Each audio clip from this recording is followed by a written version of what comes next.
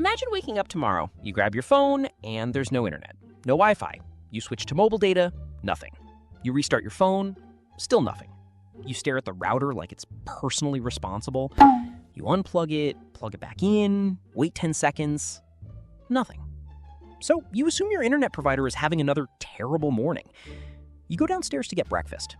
You tap your card, declined. You try again, declined. You open your banking app, it won't load. You try messaging your friend, nothing.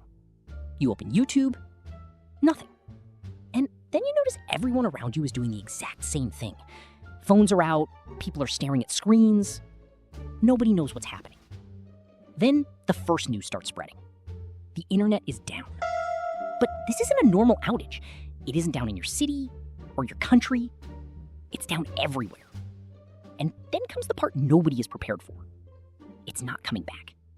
Not in 10 minutes, not tomorrow, not next week, ever. At first, you might actually be happy. No notifications, no emails, no social media, no one sending you a message that just says, bro.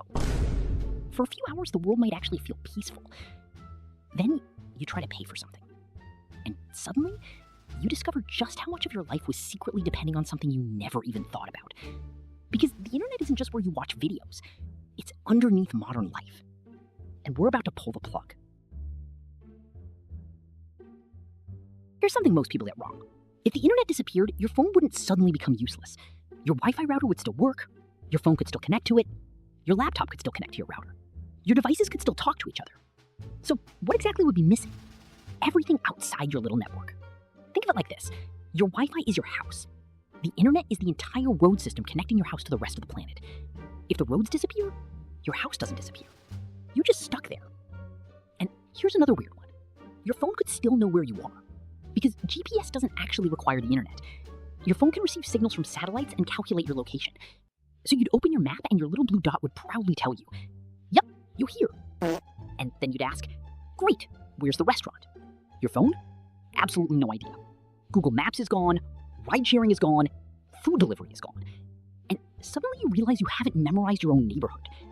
But navigation is only the beginning, because now we have to talk about money. You go to buy breakfast, your card doesn't work. You try your phone, nothing. You pull out cash. The shop accepts it. Great. Except the shop owner now has a problem. They need to restock, the supplier needs to get paid, the warehouse needs to know what to send, the truck driver needs instructions, the supermarket needs to know what inventory is left. And all of those systems normally talk to each other digitally. Suddenly they can't. And here's the scary part. Your money doesn't necessarily disappear when the internet does, but proving that it's yours becomes a very different problem. Because a huge amount of modern wealth isn't sitting inside vaults as piles of cash. It's represented by digital records. Your bank account is essentially a record saying, this person has this much money. Remove the systems that communicate and verify those records, and suddenly the question becomes, okay, but who can confirm it? Banks would have to fall back on surviving offline systems. Governments would have to rebuild financial infrastructure. Businesses would start relying heavily on physical records and direct communication. And meanwhile, the global economy would be slowing down in real time. Because the internet didn't just make things faster. It made the entire planet behave like one giant neighborhood. Take that away, and suddenly the world becomes enormous again. Before the internet, information had to physically travel. Letters, newspapers, books, telephone calls, radio, television. Now you can send a message from India to the United States and it arrives almost instantly. Take that away and suddenly distance matters again. Your friend moves to another country, they're not a message away anymore. They're another country away. Companies would struggle to coordinate across continents. Factories wouldn't know exactly when supplies were arriving. Ships wouldn't have the same digital coordination. Airlines would lose access to enormous amounts of infrastructure they rely on. News would become slower. International business would become harder. And the stock market, it would have a very bad day. But here's where things get weird. Humanity wouldn't simply sit around screaming at disconnected Wi-Fi routers. We'd adapt. Because humans have done this before. We'd bring back things we thought we'd never need again. Printed maps, paper records, radio networks, physical newspapers, landline communication, local databases. And suddenly your printer becomes important again. The same printer you spent 5 years complaining about is now basically a critical piece of civilization. But the biggest transformation wouldn't happen to businesses. It would happen to you. Your morning starts differently. No scrolling, no notifications, no Google, no YouTube, no Instagram, no food delivery, no online shopping. You want to know something? Find someone who knows. You want directions? Ask somebody. You want to buy something? Go to the store. You want to talk to your friend? Call them if the phone network still works. Otherwise, go see them. And this is where something fascinating happens. People would start rebuilding local communities. Restaurants would become more important. Libraries would become information hubs. Radio would become incredibly valuable. Physical stores would matter more. People would exchange information face to face. And eventually, some things might actually become better. You'd stop carrying the entire world in your pocket, because your pocket would basically contain a flashlight and a calculator.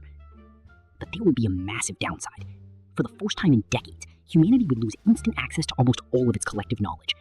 Imagine having a random question and not being able to Google it. You'd have to find a book, or ask someone, or admit you don't know. Terrifying. But this is where the story gets even bigger. Because what happens to science? Scientists around the world currently share information almost instantly. Research, data, experiments, medical discoveries, weather information, engineering designs, all of it moves across the planet. Remove that network and scientific progress slows down. Not because scientists suddenly become less intelligent, but because they're no longer standing on the same digital floor. A researcher in one country might make a discovery and another researcher might not hear about it for weeks or months. Global collaboration becomes much harder, and that affects medicine, technology, engineering, climate research, space exploration, pretty much everything that depends on people sharing information quickly. The internet didn't create human intelligence, but it created something incredibly powerful, collective intelligence at insane speed. One person knows something, another person improves it, someone else discovers a problem, someone thousands of kilometers away solves it. The internet lets all of that happen almost instantly. Remove it and humanity doesn't become stupid, it becomes slower. And that's probably the biggest thing we'd lose. Not Instagram, not YouTube, not online shopping. Speed. Weeks become months, months become years. Humanity adapts, new communication systems appear. Companies build private networks, governments create new infrastructure. Local networks connect cities, cities connect countries, countries connect continents. And eventually someone looks at all these separate systems and asks, why don't we connect them? And you already know what happens next, because humans are terrible at leaving useful technology alone. Someone builds a network, someone else connects to it, another country joins, businesses join, universities join, people join. And eventually we build something that looks suspiciously familiar, the internet. Maybe it isn't exactly the same. Maybe it's slower. Maybe it's more controlled. Maybe it's completely different. But eventually we'd probably rebuild some version of it. Because the internet isn't just a collection of websites. It's the result of humanity realizing, what if everyone could talk to everyone? And once you've experienced that, going back is incredibly difficult. So, would the world end if the internet disappeared forever? Probably not. Humanity existed for thousands of years without it. We'd still eat, we'd still work, we'd still fall in love. People would still complain about Mondays, because apparently that feature is built into human DNA. But the world would become smaller, slower, more local, and much less connected. Your smartphone would become a camera again. Your laptop would become a very expensive typewriter. Your social media account would become a password for a website that no longer exists. And eventually you might walk outside, look around. People are talking, cars are moving, restaurants are open, children are playing. The world didn't end. Wow. It just went quiet. And maybe that's the strangest part. We spend so much time thinking about what the internet gives us that we forget what it actually changed. It didn't create communication. Humans were communicating long before computers existed. It didn't create friendship. It didn't create curiosity. It didn't create information. It simply made all of those things instant.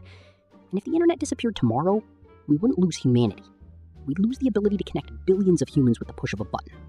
And maybe that's the real superpower we've been carrying around in our pockets this entire time. So the next time your Wi-Fi goes down for 5 minutes, don't panic. Just remember, you've been training for this your entire life.